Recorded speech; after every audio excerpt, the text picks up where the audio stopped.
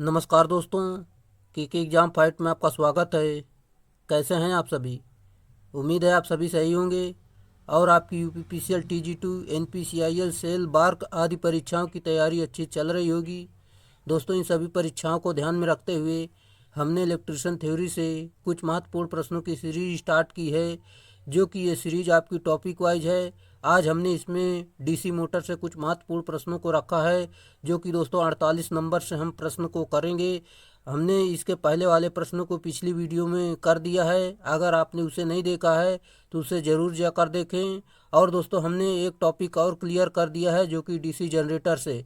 दोस्तों, ये सारे टॉपिक हम एक्स्ट्रा फैक्ट द्वारा मान लो कर रहे हैं, इसमें अधिक जानकारी दे रहे हैं। अगर आपको दोस्तों ये सारी वीडियो देखनी है तो वीडियो मान लो चैनल पर जाकर ये सारी वीडियो ज़रूर देख लें।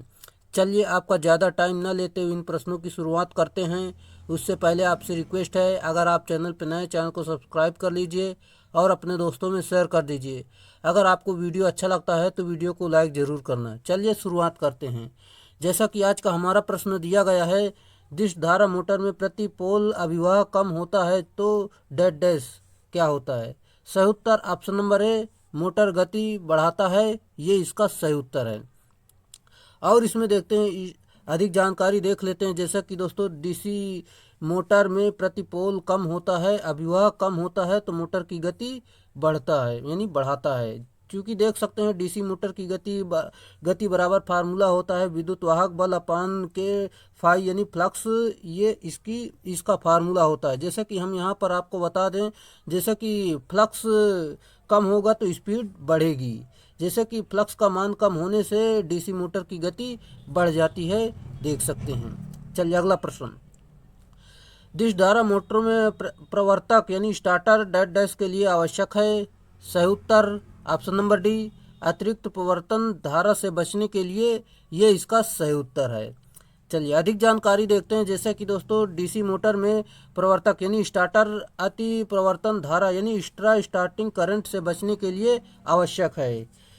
अगर एक्स्ट्रा करंट आपकी जाएगी तो आपका मोटर जल सकता है, इसीलिए दोस्तों हम स्टार्टर लगाते हैं।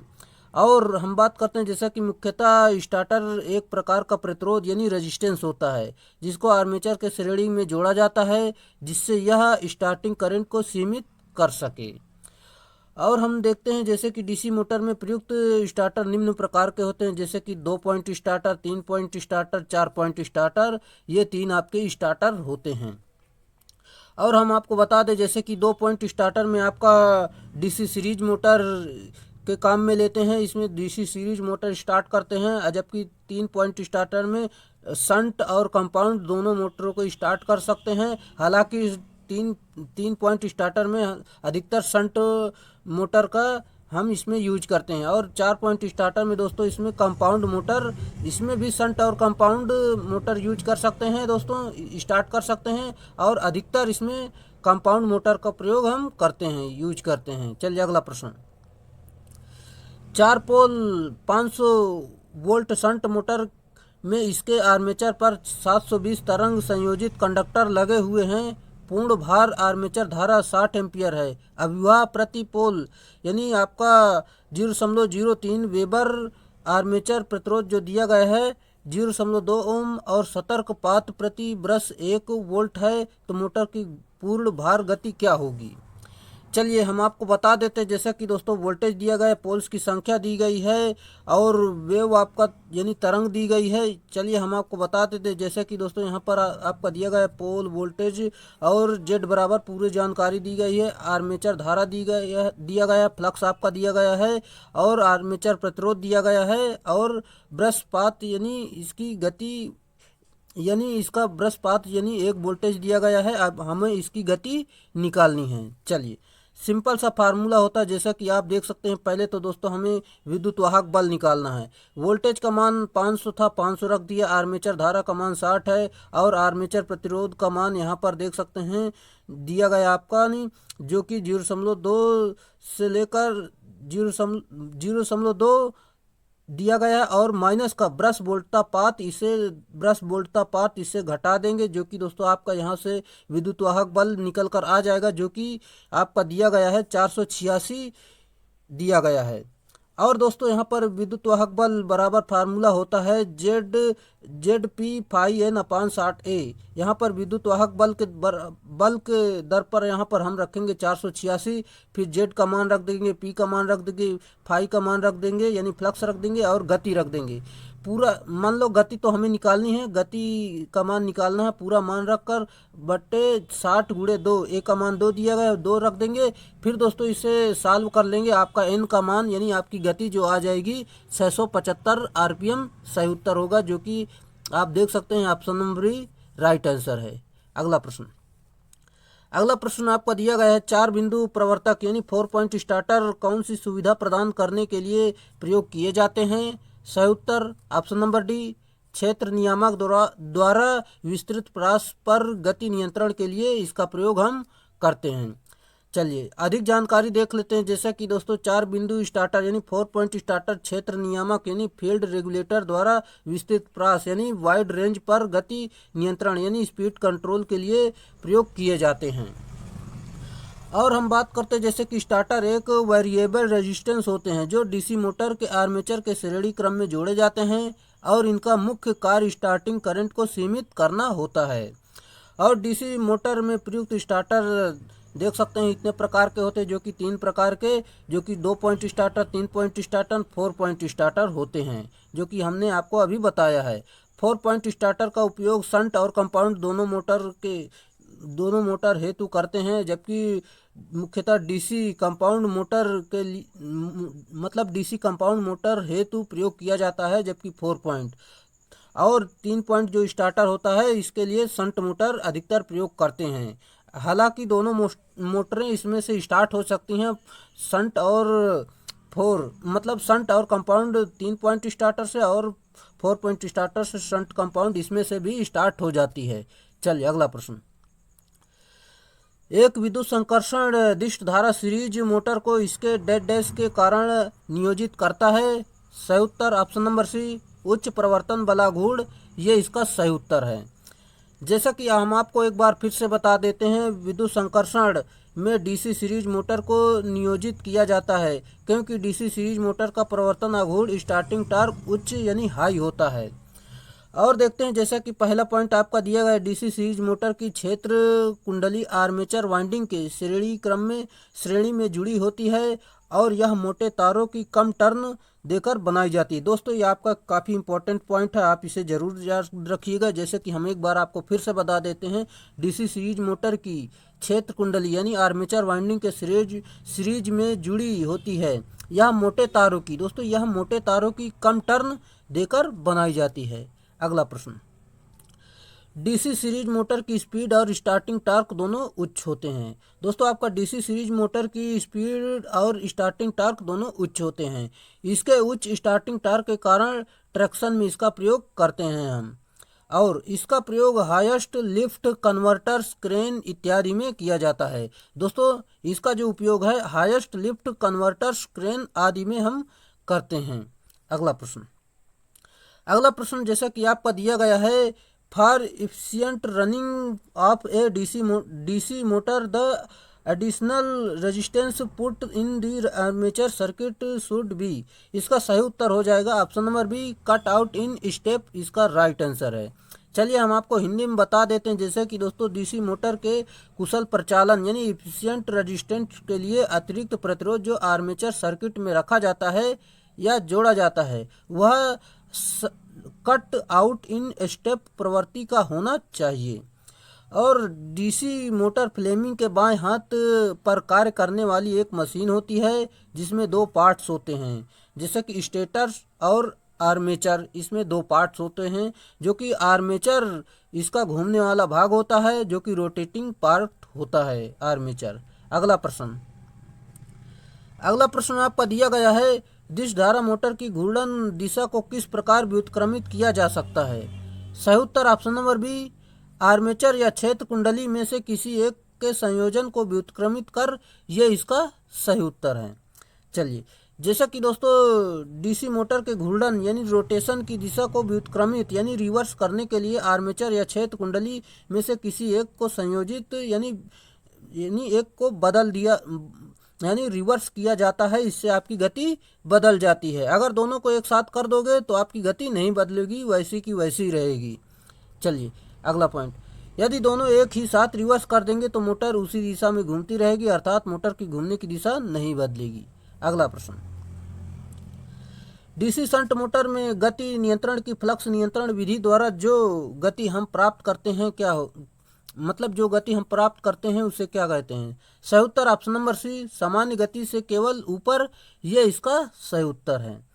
जैसा कि दोस्तों फ्लक्स कंट्रोल विधि में मोटर की गति को केवल बढ़ाया जाता है, जैसे कि आप देख सकते हैं, फार्मूला देख सकते हैं, गति बराबर वोल्टेज माइनस आर्मेचर धारा इंटू आर्मेचर प्रतिरोध अपान फ्लक्स, शंट का जो फ्लक्स है ये इसका फार्मूला होता है दोस्तों, इसे जरूर याद रखना। चलिए, यह शंट फील्ड के साथ रियोस्टेट जोड़ा जाता है और प्रतिरोध बढ़ाने से शंट धारा जो है घटती है और फ्लक्स भी घटता है।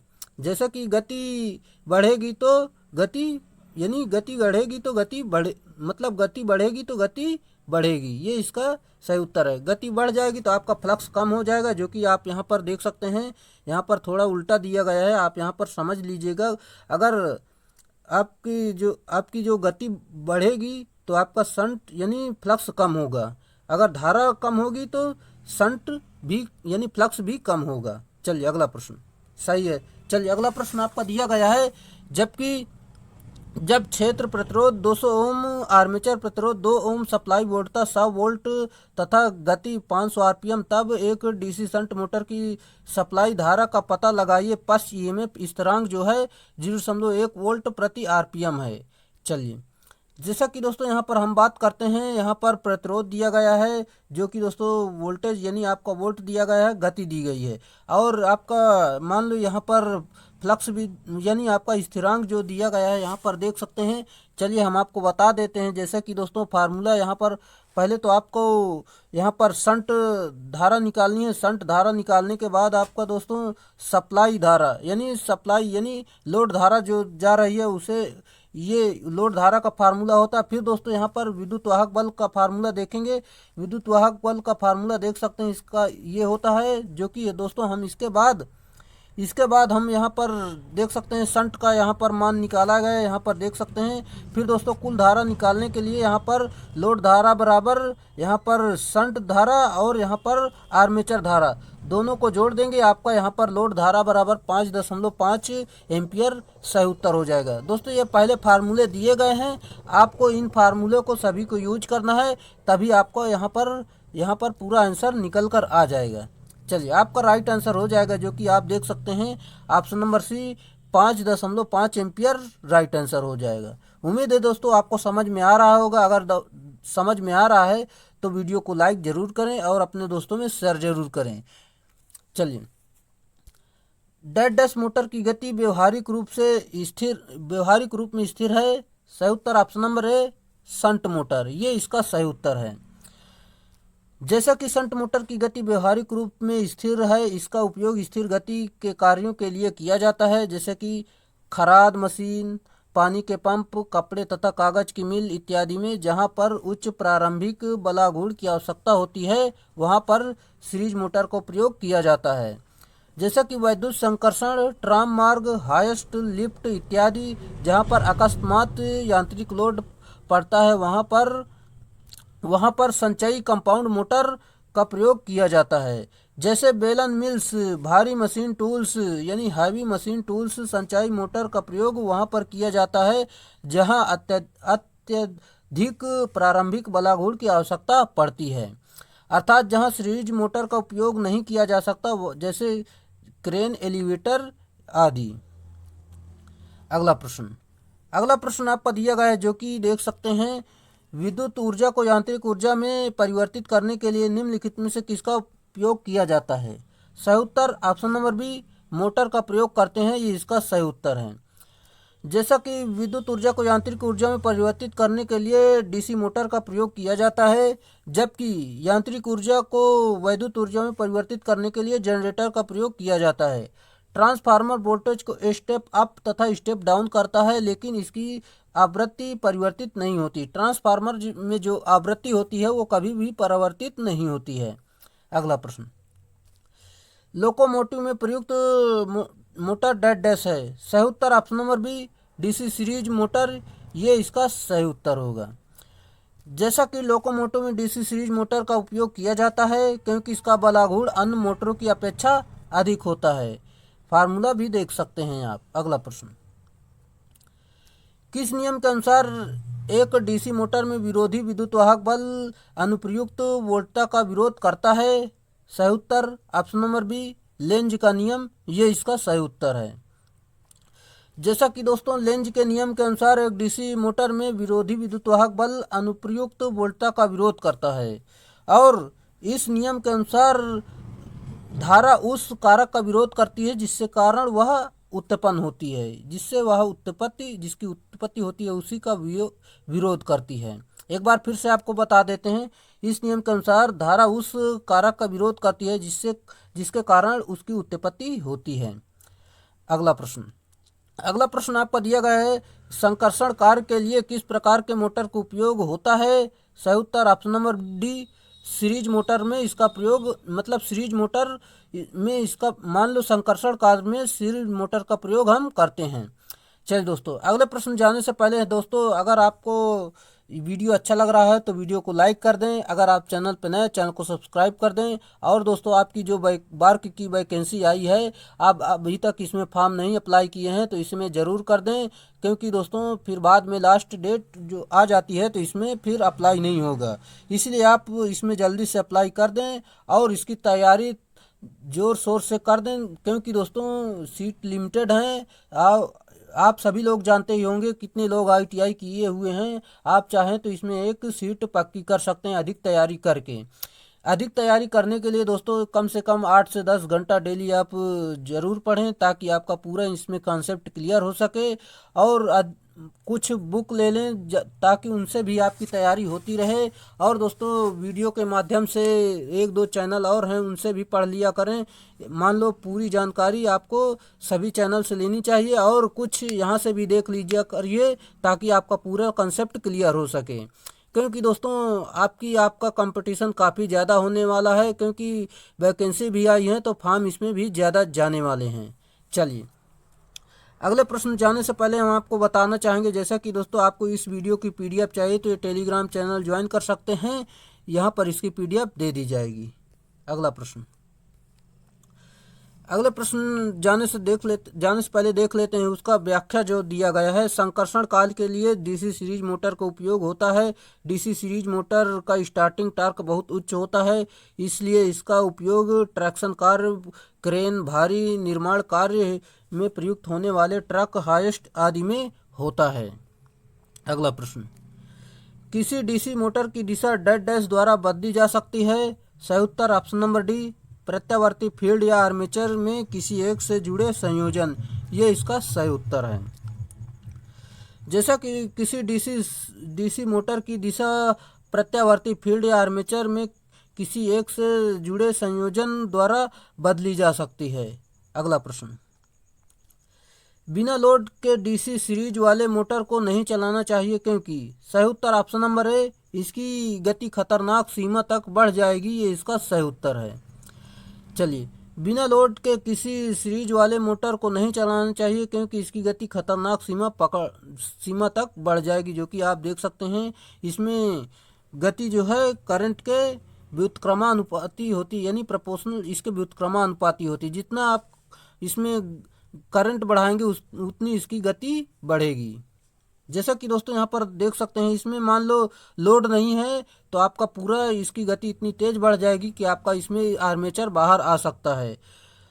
जैसा कि उपरोक्त संबंध से स्पष्ट है कि नो लोड पर डीसी सीरीज मोटर की गति उच्च होगी, यानी नो लोड पर इसकी गति काफ़ी तेज हो जाएगी। अतः आर्मेचर करंट का मान बहुत कम होता है, जिसके कारण फाई यानी फ्लक्स का मान भी कम हो जाता है।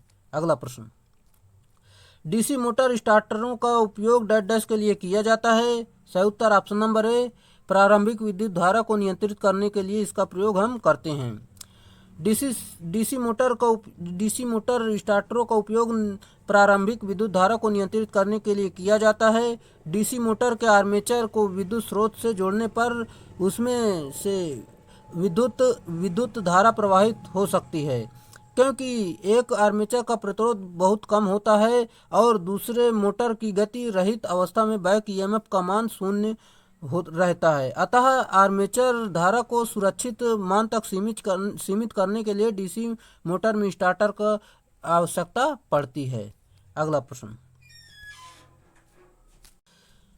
डीसी मोटर में स्टार्टर कितने प्रकार के होते हैं? सही उत्तर ऑप्शन नंबर सी, 3 प्रकार के होते हैं। ये इसका सही उत्तर है।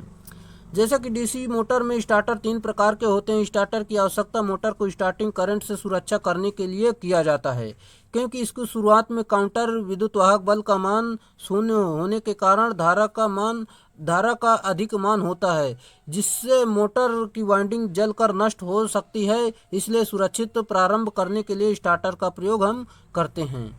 अगला प्रश्न, डीसी मोटर का स्टार्टर का प्रयोग डैश डैश के लिए किया जाता है। सही उत्तर ऑप्शन नंबर बी, प्रारंभिक करंट को नियंत्रित करने के लिए इसका प्रयोग हम करते हैं। दोस्तों, हमने आपको इसको बता दिया, आप इसे देख लेंगे। चलिए अगला प्रश्न।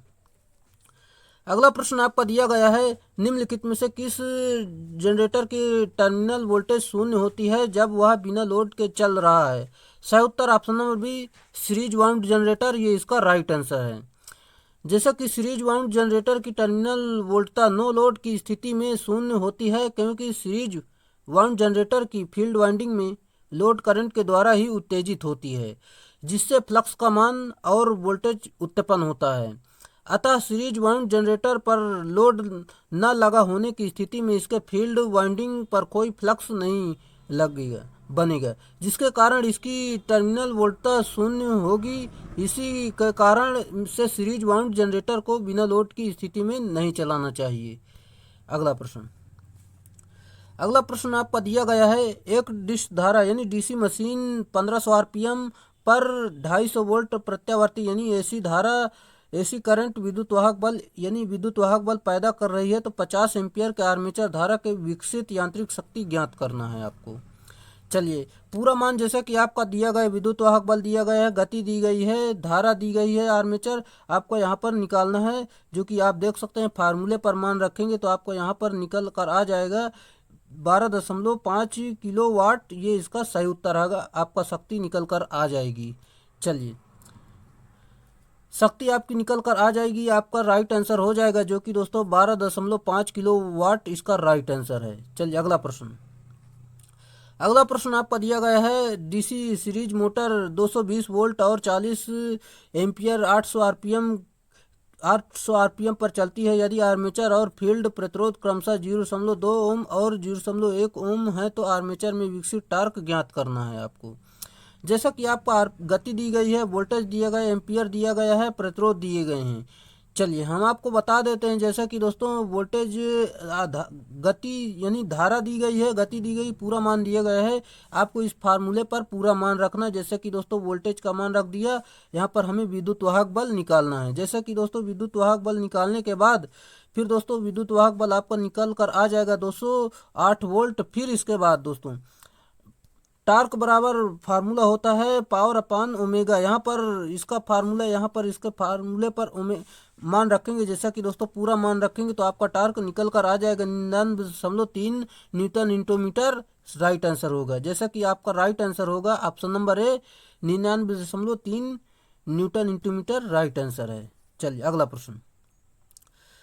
प्रश्न आपका दिया गया है, जो कि मोटर आर्मेचर में दिए गए वोल्टेज V को क्या होता है? सही उत्तर ऑप्शन नंबर सी, जो कि प्रति विद्युत वाहक बल यानी बैक ईएमएफ का नियंत्रण और armature ohmic path, armature ohmic drop की आपूर्ति दोनों करने पड़ते हैं। ये इसका सही उत्तर है। जैसा कि मोटर आर्मेचर में दिया गया वोल्टता प्रति विद्युत वाहक बल का नियंत्रण और आर्मेचर ओमिक पाथ की आपूर्ति दोनों करता है। डिश धारा मोटर यानी डीसी मोटर के आर्मेचर में विद्युत वाहक बल सप्लाई वोल्टेज का विरोध करता है, इसलिए इसे पश्च विद्युत वाहक बल या काउंटर विद्युत वाहक बल कहते हैं। फार्मूला देख सकते हैं आप, जो कि दिया गया है।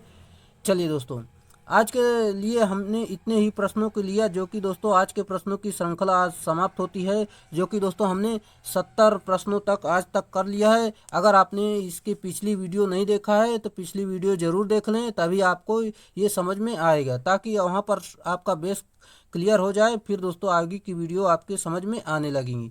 और दोस्तों ये जो सवालों की श्रृंखला है दोस्तों, इन्हें ज़रूर करिए और इसमें अपने रफ कॉपी उठाइए और पेन भी ज़रूर उठाइए। इसका पूरा सॉल्व करके इसका आंसर निकालिए कि आपका भी इतना उत्तर आ रहा है कि नहीं।